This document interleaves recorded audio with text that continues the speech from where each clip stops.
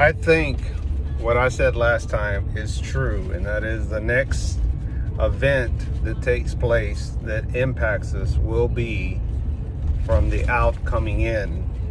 And we're seeing possible movement around the world, military movement, China, Russia, Japan, the US, and I'm sure other countries will follow suit as well.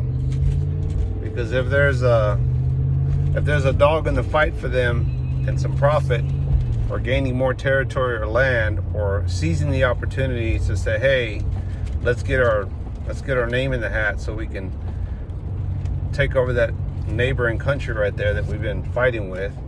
Now's the time, because all the big dogs are fighting over there. You think about that. You think about the big superpowers: Russia, China, the US, Japan. Some would say maybe the Middle East, Iran, Iraq. When the superpowers are fighting, the smaller countries, the ones that are less superpower, might jump in their ring too and say, why not? They're not going to come after us. They're too busy fighting each other. But that will be the next event. And I think most people hopefully will gear up and fill up your gas tanks and just pick up a little extra supply. It doesn't hurt.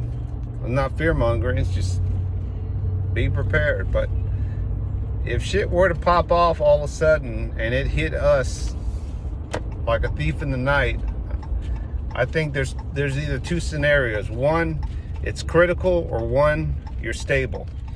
And critical meaning you're in a panic mode because you didn't gas up. You didn't go to the store and get that extra supplies. I'm coming from the store now. Look, got some stuff here, and I got some stuff in the back of my truck too, water and other groceries. But if you don't stock up now and have something for at least 3 to 5 days minimum, I mean just extra supplies on top of whatever you have at the house, you're going to be in critical stage. Or you're going to be stable, meaning you can hunker down and you got what you need, and that's that. And you just kind of sit by the sidelines and just watch and see what happens. That is probably the most that we can do. Most of us, that is the best we can do. Some of us are a little bit better off, or better prepared, or secluded. But if war were to ever hit the US, I mean hit the borders, the East Coast, West Coast, I think countries are catching on that we're weak right now. That we have a weak government. We have a weak person in charge. And what better time to strike a country or attack a country than now? I don't want to see that happen.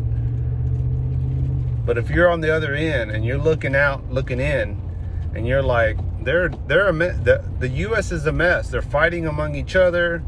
I mean, 2020 was a shitstorm with the whole rioting and Black Lives Matter and Antifa and the Proud Boys and of course Trump was very controversy. And now we're 2021. Now we're picking up the pieces. Now we're trying to move forward. But now we got a new agenda. Aside from trying to pick up the pieces, now we have to face possible war overseas, and that impacts us.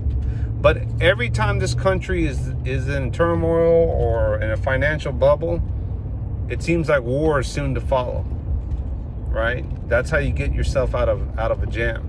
You go to war, you need all this money, all this funding, right? You create jobs, create wealth by gaining other nations. But I think we played that show too many times. I think countries are sick of us. I think other nations are not having it no more. And can you blame North Korea for wanting to continue their arms race? Who doesn't want to protect themselves from the US?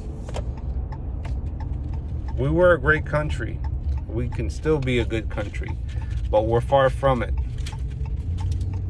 And I think that we're going to be tested here pretty soon. I think we are. So anyway, let me know what you think. Red out.